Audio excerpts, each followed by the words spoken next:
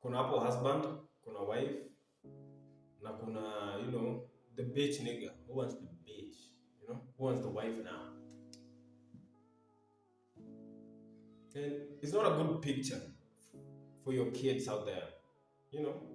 Sasa mtoi wako akikuona huko wearing some bad clothes, ukishikwa hapo na someone else, na mzee ako hapo, una dance, you guys having fun.